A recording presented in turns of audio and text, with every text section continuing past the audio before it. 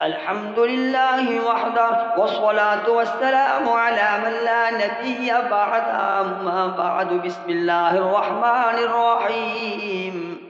قال النبي صلى الله عليه وسلم: من صام رمضان ثم أتبعه ستا من شوال كان كصيام الدهر، أو كما قال النبي صلى الله عليه وسلم.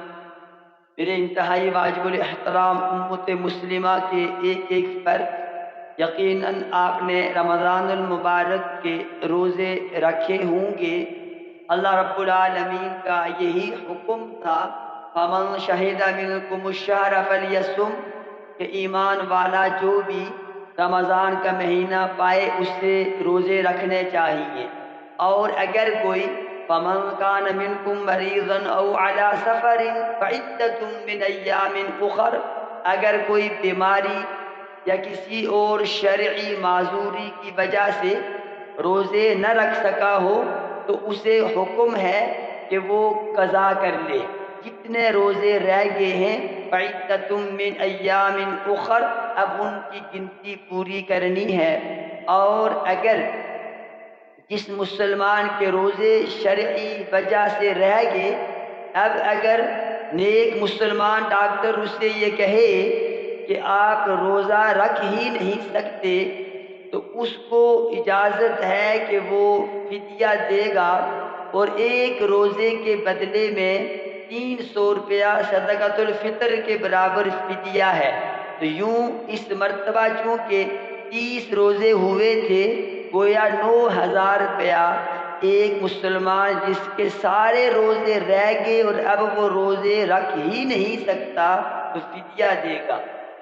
اور تیسرا، اگر کسی کا روزہ رمضان میں ٹوٹ گیا، اس نے خود توڑا شعوری طور پر جان بوجھ کر، تو حضور اکرم علیہ الصلوۃ والسلام کے فرمان عالی کے مطابق اسے یہ کہا گیا ہے کہ وہ یا تو 2 ماہ کے مسلسل روزے رکھے، یا ایک غلام کو آزاد کرے، یا فَأَطْعِمْ 60 مسکینہ، وہ 60 مسکینوں کو 2 وقت کا کھانا کھلائے۔ تو اگر اللہ نہ کرے کسی مسلمان نے رمضان کا روزہ رکھ کر جان بوجھ کر توڑ دیا ہو، تو وہ غلام تو آج کل رہے نہیں کہ انہیں آزاد کیا جائے۔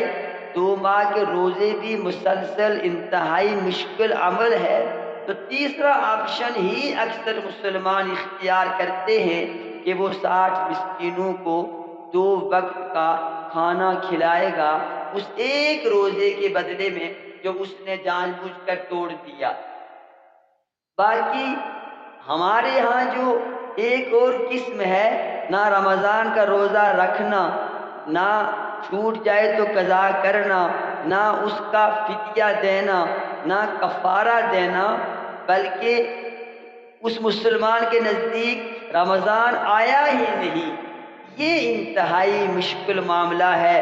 سوچنا ہوگا کہ مسلمان ہو کر پھر وہ روزہ نہ رکھے، جو اس پر یا ایھا الذین آمنوا کتب علیکم الصیام، ایمان والوں پر جو روزہ فرض تھا اسے کیوں نہیں رکھا گیا۔ اب چونکہ شوال المکرم کا مہینہ گزر رہا ہے، تو اس مہینہ میں بھی 6 روزے اور رکھنے کی حضور اکرم علیہ الصلوۃ والسلام نے ہمیں تعلیمات دی ہیں۔ پیغمبر اسلام علیہ الصلوۃ والسلام نے فرمایا، قال النبی صلی اللہ علیہ وسلم: من صام رمضان ثم اتبعه 6 من شوال كان كصيام الدهر، سرور کائنات علیہ الصلوۃ والسلام نے فرمایا کہ جو مسلمان بھی رمضان کے روزے رکھے اور رمضان کے فوراً بعد شوال المکرم کے پورے مہینے میں 6 روزے اور رکھے، ایک ایک کر کے رکھے، یا 2 2 کر کے رکھے، یا 6 اکٹھے رکھے، فرمایا کہ یوں سمجھیے کہ وہ پورے سال روزے رکھتا رہا۔ یہ ان روزوں کی فضیلت ہے جو مستحب عمل ہے، اس لیے جن کی بساط میں ہے، جن کے بس میں ہے کہ وہ روزہ رکھ سکتے ہیں، انہیں چاہیے کہ وہ اس مہینے کے یہ 6 روزے بھی رکھیں۔ ان 6 روزوں کا فرض روزوں کے ساتھ یوں تعلق ہے جیسے فرض نماز کے ساتھ سنت نماز کا، نفل نماز کا تعلق ہے۔ فرضوں میں جو کمی رہ جائے وہ نوافل سے پوری کی جاتی ہے، اور جو فرض روزوں میں کمی رہے گی ان نفل روزوں سے اسے پورا کیا جائے گا۔ اللہ رب العالمین ہمیں یہ 6 روزے بھی جو نفل ہیں رکھنے کی توفیق و ہمت عطا فرمائے۔ آمین ثم آمین۔ وما علیک الا البلاغ المبین۔